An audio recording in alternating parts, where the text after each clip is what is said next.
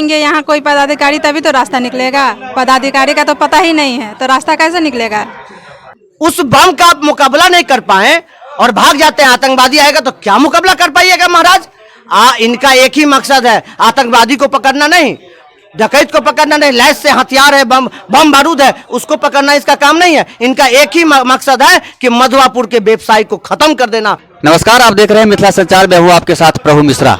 मधवापुर के व्यवसायियों के द्वारा मधवापुर बाजार एवं दुकानें पूरी तरीके से बंद की गई है और एसएसबी के इंस्पेक्टर लोकेंद्र कुमार सिंह के खिलाफ मोर्चा खोलते हुए व्यवसायियों ने अनिश्चितकालीन बाजार एवं दुकानें बंद की है। और व्यापारियों के समर्थन में मधवापुर के जिला परिषद, मधवापुर क्षेत्र संख्या 3 के जिला परिषद सदस्या लक्ष्मी कुमारी के द्वारा कल से ही आमरण अनशन पर वो प्रखंड सह अंचल कार्यालय पर बैठी हुई है। आइए हम बात करते हैं कि क्या कुछ इनके जहन में चल रहा है और व्यवसायियों के समर्थन में इनकी क्या और योजना है। आमरण अनशन पर ये बैठी हुई है। आपका बहुत बहुत स्वागत है। आपके मीडिया कर्मियों को मेरा धन्यवाद। और ये मधवापुर चैम्बर ऑफ कॉमर्स के द्वारा नागरिकों के द्वारा जो ये अनिश्चितकालीन धरना जो है वो माननीय है और इनका समर्थन मैं कल से अनशन पे बैठी हुई हूँ। एक महिला हैं आप और एक महिला होने के बाद व्यवसायियों के समर्थन में आपका मैदान में खुले तौर पर उतर जाना, प्रशासन के जो गलत रवैये है उसके खिलाफ ये आत्मविश्वास जुटाने में आपने कहाँ से हिम्मत पाई है? हिम्मत अपने आप से ही हिम्मत आती है और इन लोगों ने मेरा सपोर्ट किया है और इनके ही सपोर्ट से मैं यहाँ बैठी हूँ। और ये जायज़ है मांग और ये एसएसबी लोकेंद्र सिंह है, उनको यहाँ से हटाना है। व्यापारियों के लिए ही हम यहाँ पे आए हैं और उनका समर्थन करते हैं। और ये कहाँ से आए हैं नहीं आए हैं पता नहीं, यहाँ आके अपना धांधली जमा रहे हैं। धांधली जमा रहे हैं, जैसा कि आप साफ आरोप लगा रहे हैं।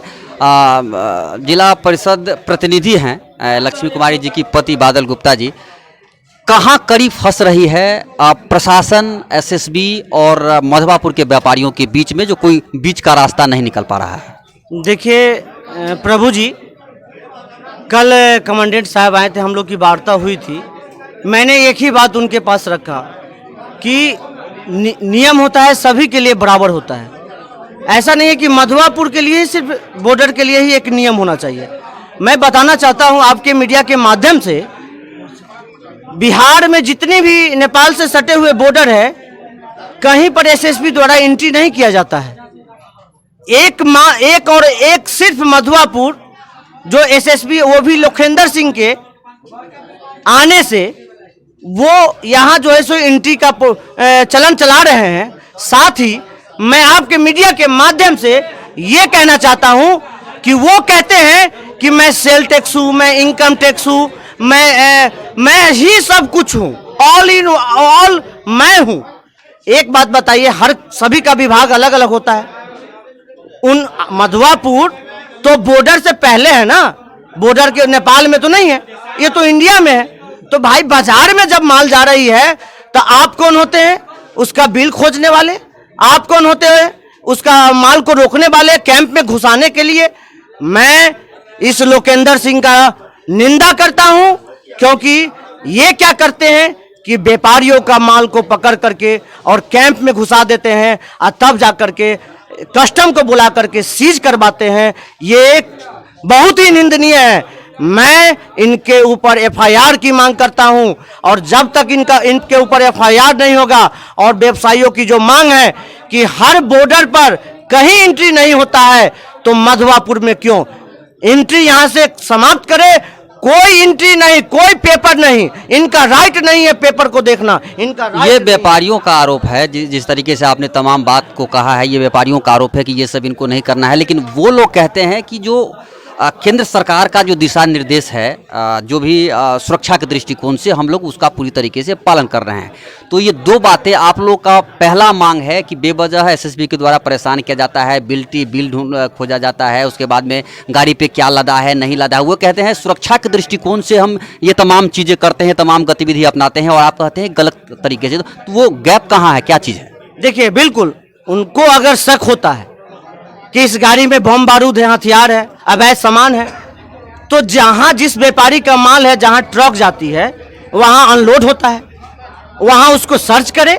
अगर गलत सामान है, उनका काम क्या है? उनका काम है बम हथियार पकड़ना, उनका काम है गांजा हफींग पकड़ना, उनका काम है आतंकवादी को पकड़ना। 4-5 पॉइंट है, उस पर इनको रखा गया है सीमा सुरक्षा के लिए। और उनको अगर डाउट होता है तो बेहिचक कोई सब व्यापारी कहते हैं कि अगर आपको डाउट है तो हमारा माल आप चेक कर सकते हैं, मगर अनलोड जहां होगा जिस दुकान पर, वहां आइए और वहां आप देखिए। अगर गलत सामान है तो हम पर एफआईआर कीजिए। एक भी व्यवसायी पीछे हट नहीं रहे हैं। रही बात उनके अधिकार क्षेत्र की, तो श्रीमान नियम सबके लिए बराबर होता है। आपने अभी बताया है कि वो कह रहे हैं कि मेरा अधिकार क्षेत्र है और इसमें ये लोग हस्तक्षेप कर रहे हैं। श्रीमान एक बात बताइए कि भारत नेपाल का पूरे बिहार में जितना भी बॉर्डर है, क्या या यूपी का बॉर्डर है जो भारत और नेपाल से सटा हुआ है, और ओनली वन मधुआपुर है सिर्फ, जो आप इसको क्या कहते हैं कि रोकते हैं। उससे जीएसटी बिल खोजते हैं, ईवो बिल खोजते हैं, आपको इनकम टैक्स खोजते हैं। आपको खोजने का राइट नहीं है। अगर आपको शक होता है कि बम बारूद हथियार है तो उस दुकानदार के पास जाइए। साथ ही नियम लगना चाहिए, तो नेपाल के सटे हुए जितने बॉर्डर है उस पर सिर्फ मधुआपुर पर ये नहीं चलेगी। आपका सीधा कहना है कि जो उनका जो काम है एक सीमा होने के नाते, उस काम को छोड़ करके वो दूसरे काम में लगे हुए हैं। उसका उदाहरण मैं बता रहा हूं। मैं श्रीमान एक बात बताइए कि 29 तारीख को टुट्टू चौधरी के यहाँ डकैती होता है। वो 15.5 जो डकैत आया है वो नेपाल से आया है। कहाँ थे आप? क्या कर रहे थे आप? सीमा की सुरक्षा कर रहे, कैसे आ गया हथियार से लैस? इतना ही नहीं, आपके गाड़ी पर बम फेंका जाता है और आप क्या करते हैं कि वहां से भाग जाते हैं। आप एक जर्दा का डब्बा में वो लोग बनाता है, उस बम का आप मुकाबला नहीं कर पाए और भाग जाते हैं। आतंकवादी आएगा तो क्या मुकाबला कर पाइएगा महाराज? इनका एक ही मकसद है, आतंकवादी को पकड़ना नहीं, डकैत को पकड़ना नहीं। लैस से हथियार है, बम बारूद है, उसको पकड़ना इसका काम नहीं है। इनका एक ही मकसद है कि मधुआपुर के व्यवसायी को खत्म कर देना, मधुआपुर के व्यवसायी को परेशान करना। और इनको यह भी पता नहीं है कि इनका जो पेमेंट आता है, इनके बाल बच्चे जो अच्छे अच्छे स्कूल में पढ़ते हैं और इनका परिवार का जो पैसा जाता है, कहीं ना कहीं ये मधुआपुर के व्यवसायी से जाता है। और आज 3 दिन से ये बंद है। आज चौथा दिन है, आज चौथा दिन है मधुआपुर मार्केट बंद है। क्या सरकार का इनकम टैक्स नहीं जा रहा है, खत्म हो रहा है? क्या कहते हैं कि जीएसटी नहीं खत्म हो रहा है? 2 दफे 2 बार बात करने की कोशिश हुई है प्रशासन और यहाँ के व्यापारी और जो भी नेतृत्व कर रहे हैं इस आंदोलन का, उनके द्वारा कोई रास्ता निकलता हुआ दिखाई नहीं दे रहा है। क्या कारण हो सकती है लक्ष्मी जी? रास्ता निकल रहा है। अब देखिए, आएंगे यहाँ कोई पदाधिकारी तभी तो रास्ता निकलेगा। पदाधिकारी का तो पता ही नहीं है, तो रास्ता कैसे निकलेगा? पदाधिकारी का पता नहीं है। तो ऐसे हालात में विगत रात्रि को भी यहाँ पर वार्ता हुई थी और जयनगर से शायद एसएसबी के जो आला अधिकारी हैं, इसको हम कहेंगे, वो आए थे। फिर आप थाना प्रतिनिधि भी आए थे, वह प्रखंड विकास पदाधिकारी भी थे। कहाँ लगता है वो फासला जहाँ से निर्णय नहीं हो पा रहा है? महाराज एक बात बताइए, वो कमांडेंट साहब वो इंस्पेक्टर से पूछते हैं, लोखेंदर जी से पूछते हैं, जो आरोपी है उससे राय लेते हैं। अरे उनका एक पावर होना चाहिए, अपना नेतृत्व लेने की क्षमता होनी चाहिए। सारी बिंदुवार उनको बात कहा गया तो उनको कहना चाहिए कि नहीं, आप इस एंट्री को बंद कीजिए। जब किसी बॉर्डर पर एंट्री नहीं लिया जाता है तो आप क्यों लेते हैं? तो उनसे राय लेते हैं, कन्फ्यूंसी करते हैं। क्या कमांडेंट एक इंस्पेक्टर से राय लेकर काम करेगा? ये निंदनीय है, ये दुर्भाग्य है। और मैं आपके माध्यम से कहना चाहता हूं कि न एसडीओ साहब अभी तक आए हैं, न डीएम साहब आए हैं, और ये आंदोलन आखिरी सांस तक चलेगी। जब तक व्यवसायियों की मांग पूरा नहीं होगा तब तक ये आंदोलन चलता रहेगा। यही मैं कहना। और अब परिस्थिति यह है कि ये आंदोलन लगातार बढ़ता जा रहा है। बाजार बंदी, दुकान बंदी का ये चौथा दिन आज है। आप लोगों का खास करके जिला परिषद सदस्य का ये दूसरा दिन आमरण अनशन का है। आगामी और क्या क्या कार्यक्रम होने जा रहे हैं इस आंदोलन के समर्थन में? देखिए, हमारे चैम्बर ऑफ कॉमर्स का जो आंदोलन, व्यापारियों का जो मांग है, उसके समर्थन में जिला परिषद लक्ष्मी कुमारी तो कल से अनशन धरना भूख हड़ताल पर बैठी हुई है। और आज से पेट्रोल पंप जो BSNL का एक्सचेंज है वहाँ पर भी भूख हड़ताल पर हमें लगता है कि 3-4 व्यापारी वहाँ आज से वो जा रहे हैं। अगला कार्यक्रम यही है। भूख हड़ताल पर वो लोग जाएंगे और इस आंदोलन को बढ़ाने के लिए आगे काम करेंगे।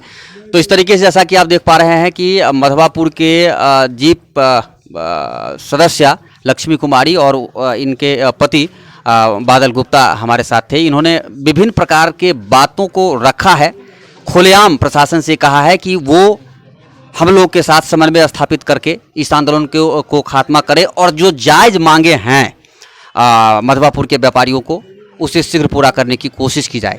बहरहाल आने वाले वक्त में देखते हैं कि यह आंदोलन कहाँ जाके थमता है और किस तरीके से इस आंदोलन का एक ठोस निष्कर्ष निकल पाता है। देखते रहिए मिथिला संचार। नमस्कार।